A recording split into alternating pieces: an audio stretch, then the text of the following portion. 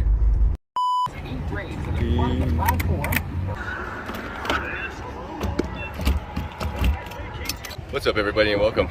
We're getting fueled up here for our journeys, and well, to start today's episode, let's travel back in time. Go back in our secret parts room here. We need some battery cable. I guess we'll recycle this wire here because it's still good. We'll grab some connectors here. Make sure we got what we need for our wiring.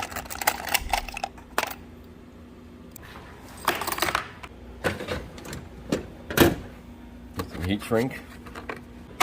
All right, let's get this out to Oscar. All right, we got our coffee and our cables here. Oh, hey, Vicky.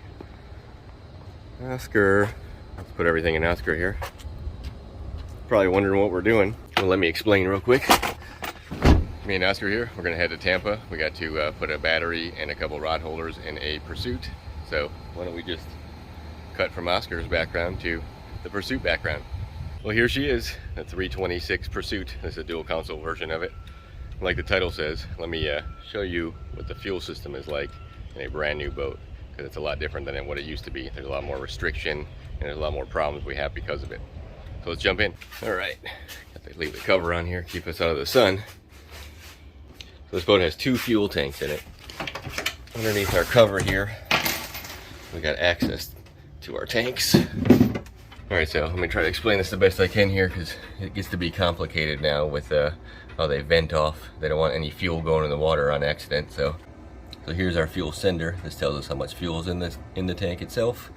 This is our selector valves for which motor you want to select for this tank. This is the port side, which we'll focus on here. Right here's our vent. This actually stops the fluid from going out into this line. There's a check valve in here.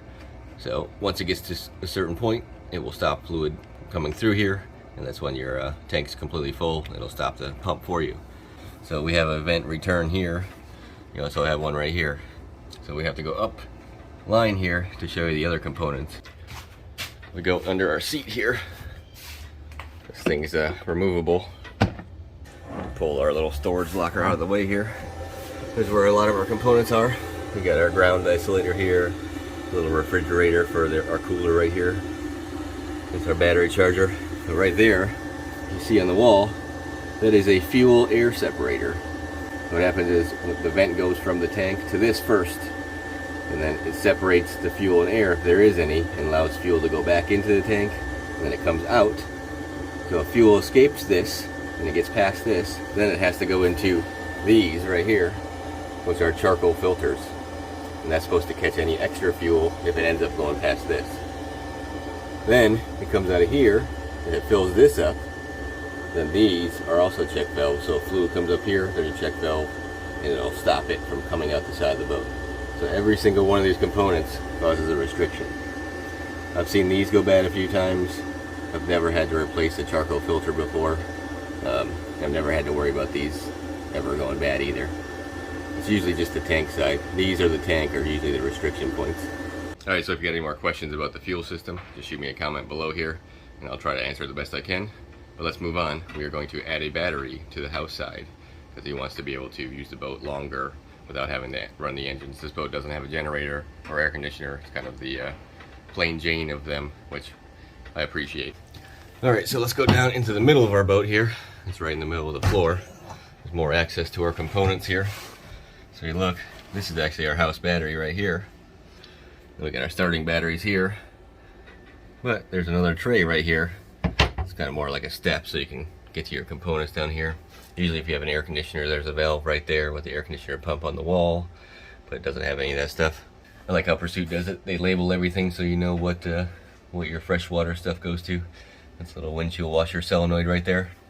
So what we're going to do is take this tray and pretty much do the same thing they did with these trays here, and put a battery tray here. We're just going to join the 2 batteries together. So let's get this tray out of here first. So we can install a tray onto it. These are cool. They pin them and then you just slide them over. You can pull them out of your way. Alright, so we got our piece out here. We're pretty much going to do the same thing Pursuit did and just put it close to the edge where the pin goes. That way it's close to the other battery as possible. Got our strap. So I'm just going to put a few pilot holes in here, and we can put our screws in, and we can put our battery in here.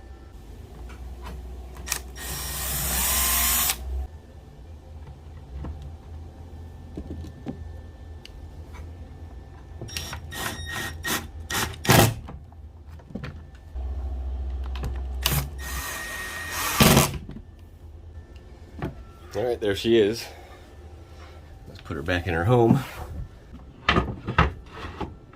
Now what I'm going to do is put the pin back in, go get that heavy battery, and we'll stick it in here, and I can measure across here to get our cables. So I'm going to make our own cables to put across here. Alright, so we got our new battery strapped in. Now let's run out to Oscar so we can make our new cables here. Alright, so now we got our scrap wire here. Well, not scrap, it's just a new takeoff from something that we did. So what I'm going to do is cut this, so from eye to eye we got 12 inches. We'll do the same thing with this black one. We'll put new ends, they're 5/16 for these batteries. Then we'll have a nice little curve on the battery when we put them together. We're also going to put a battery cover on it. So we take our terminal from eye to eye, we got 1 foot right there. What we'll do is cut it right about 11 inches. That way when we strip it back, it'll be right about 1 foot. Alright, so we got our wire stripped back. Now we're going to put these on here, and I got heavy crimpers we're going to crimp down. We're also going to put some heat shrink over it. I like to spin them when I put them on so you don't get any stray wires poking out of here. Alright, we're crimped down. I just use these big heavy crimpers here to put a couple good bites on it. There ain't no way that's coming off there. Now let's heat shrink it down. I know I don't have any red heat shrink, I wish I did, but the wire's red, that should tell us. And we'll put this on the hidden side with the cover over it. Alright, there's one. Let me get the other one done. Alright, we got our wires. So let's grab our next project here. After the battery, we're putting rod holders in. Alright, we're back at our batteries. Let's pull these pins out so we can slide these over. That way I can get to them a little easier here. Makes it easier to get to that. Alright, so let me loosen these up. We'll get these wires on real quick. Alright, we got our cables connected here. I'm going to use this here on this side because we slide this back over. Another thing too is I've turned off the batteries and the charger too. So you want to make sure if you're disconnecting batteries, you don't leave any of that stuff on, or your switches, so you're not connecting your cables and supplying power to stuff right away. But we're nice and tight. Now let's move on. Alright, so last thing I want to do is add some rod holders to the front here. If you look inside of our locker here, there's a wall here. So I'm not going to put them here. I'm going to have to pull the speaker out to see what kind of room we got. So we can try to go right above it. I'm going to try to go right here in this corner pad spot right here. So let me yank this speaker out and see what we got. Alright, so we got our speaker out here. And I can put my arm in here. There's really all the room you want. There's nothing obstructing me here on this side. I'm sure it's the same on the other side. There's the outside of the boat there. So we can put this rod holder however we want to. He wants to aim it outward on the boat here. So let me do some marking here, and we'll drill a hole and slide this bad boy in place. Alright, so what I did is I used the gasket and the cover to mock up my holes here. I'm going to want to shoot the drill at a little bit of an angle here. If you look, this is at 15 degrees, so I'm going to try to match that angle on the way back through there, going down. And here's the sketchy part. Drilling holes in a $500,000 boat is a little sketchy sometimes.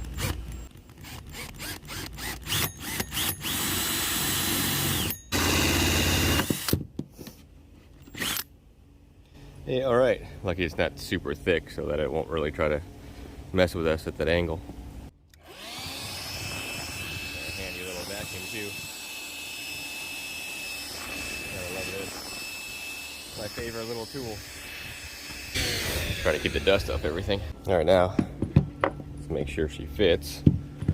We can remark our holes. Well, it looks like our holes are perfect, so let's drill out our screw holes here. Alright, so obviously we're going to drill smaller so the screws will bite. I'll show you what I do so this won't crack. All right, so now we got them drilled out. I like to take, you can use a lot of different bits. I just use my number 2 screwdriver bit here. I actually just walk around that, so that way it expands where the gel coat is and it won't crack.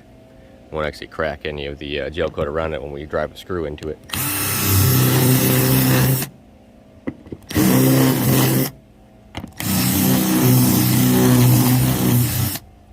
All right, so we're ready. Now let's get some silicone around it. All right, I always like to put our screws in by hand here. That way you don't accidentally strip them out, or you can also feel if it's catching the threads or it's making its own threads like it is now. This thing's gonna have a little bit of pressure on it with a rod in it. Make sure it's not gonna fly out of the hole. All right, that one's done. Now I just gotta do the same thing to the other side. What I'm gonna do is actually, I'll measure from here to here, so I can kind of put this eye, or this screw right here in the same spot as this one, so it'll be at about the same angle. All right, our speaker's back in. There's our rod holder we put in, and we got our matching one on this side. So now I just got to put our covers on and get her back on the lift. That's it for this one, and that's it for our episode. I hope you enjoyed watching, and I will see you next time. Later. Look at this one, the 428. Another one going home.